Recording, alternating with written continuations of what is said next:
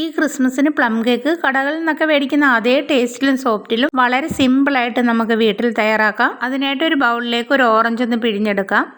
അതിനുശേഷം ഒരു പാത്രം അടുപ്പത്ത് വെച്ച് ചൂടായി വരുമ്പോഴത്തേക്ക് 3 സ്പൂൺ പഞ്ചസാര ഇട്ട് കൊടുത്ത് മെൽറ്റായി വരുമ്പോഴത്തേക്ക് ഓറഞ്ച് നീര് ഒഴിച്ചു കൊടുക്കാം.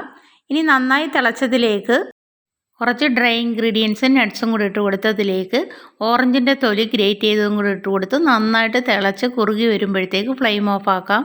ഇനി ഒരു അരിപ്പയിലേക്ക് 1.5 കപ്പ് മൈദയും 1 സ്പൂൺ ഏലക്കയും ഗ്രാമ്പൂവും പട്ടയും പൊടിച്ചതും 1 സ്പൂൺ ബേക്കിംഗ് പൗഡറും 1/2 സ്പൂൺ ബേക്കിംഗ് സോഡയും 1 പിഞ്ച് ഉപ്പും ഇട്ട് കൊടുത്ത് 3 പ്രാവശ്യം ഒന്ന് അരിച്ചെടുക്കാം. ഇതിൽ നിന്ന് 2 സ്പൂൺ പൊടിയൊന്ന് മാറ്റി വെക്കാം.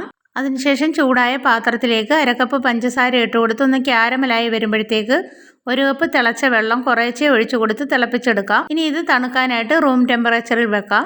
ഇനി ഒരു പാത്രത്തിലേക്ക് കുറച്ച് ബട്ടറും പൊടിച്ച പഞ്ചസാര 1 സ്പൂണും കൂടി ഇട്ട് കൊടുത്ത് നന്നായിട്ടൊന്ന് ബീറ്റ് ചെയ്യാം.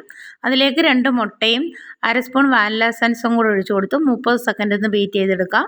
ഇനി ഇതിലേക്ക് നേരത്തെ അരിച്ച് വെച്ചിരിക്കുന്ന മാവ് കുറേശ്ശെ ഇട്ട് കൊടുക്കാം.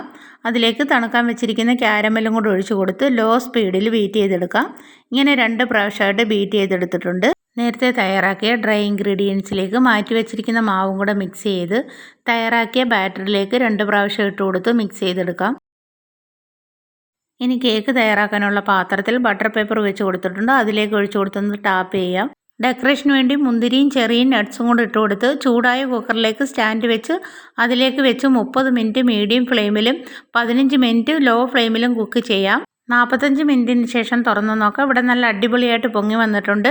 ഇനി ഇതൊന്ന് കട്ട് ചെയ്തെടുക്കാം. അപ്പോഴും നമ്മുടെ അടിപൊളി ടേസ്റ്റി പ്ലം കേക്ക് തയ്യാറായിട്ടുണ്ട്.